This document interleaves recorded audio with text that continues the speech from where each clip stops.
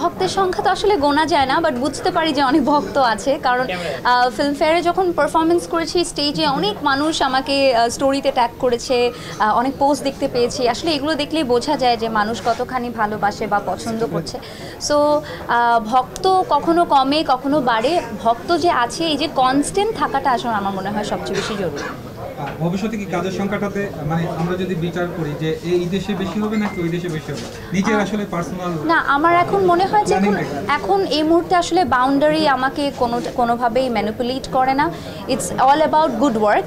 কতগুলো ভালো কাজের সাথে অ্যাসোসিয়েট হচ্ছে সেটা খুব জরুরি, কারণ সোশ্যাল মিডিয়া ডিজিটাল মিডিয়ার কারণে তো আসলে বর্ডারের কোনোটা ম্যাটারই করে না। ওই দেশের কাজও এখানকার মানুষ দেখছে, এখানকার কাজও ওই দেশের মানুষ দেখছে।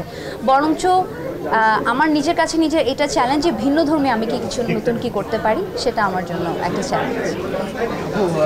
আপনাকে সাম্প্রতিক সময় আপনি বললেন যে আপনি একটু পারিবারিকভাবে যাচ্ছেন, একটা বড় ধরনের একটা মানসিক চাপ আপনার করে আছে। তারপর আমরা দেখি যে আসলে আপনি কলকাতা, ঢাকা, টাঙ্গাইল, মানে সব জায়গায় যে শক্তিটা আসলে কোথায় থেকে আসে?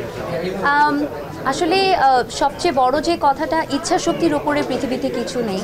মানুষের বেঁচে থাকতে হলে একটা প্রবল ইচ্ছা শক্তি থাকতে হবে। যতই সব কিছু নেগেটিভ যাক না কেন বা স্রোতের প্রতিকূলে যাক না কেন, ইচ্ছা শক্তিটা অনেক বেশি দরকার।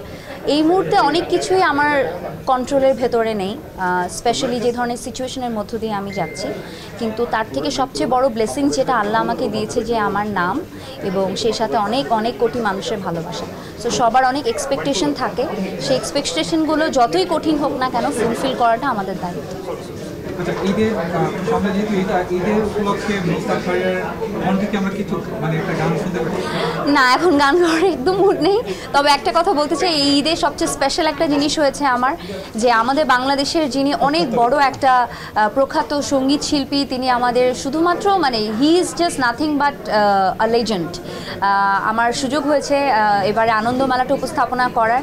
আনন্দমেলা তো is a tradition of our country, এবং সেই সাথে রুনা ম্যামের কারণেই আমি আসলে উপস্থাপনটা করেছি, কারণ আমি একদমই এখন উপস্থাপনা করি না।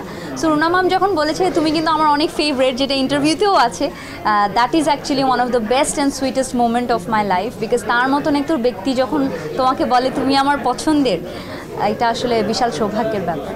আচ্ছা, এবার তো অনেকগুলো সিনেমা আসবে, তো আপনি আসলে পার্সোনালি কোন সিনেমাটি দেখার? আশিকি,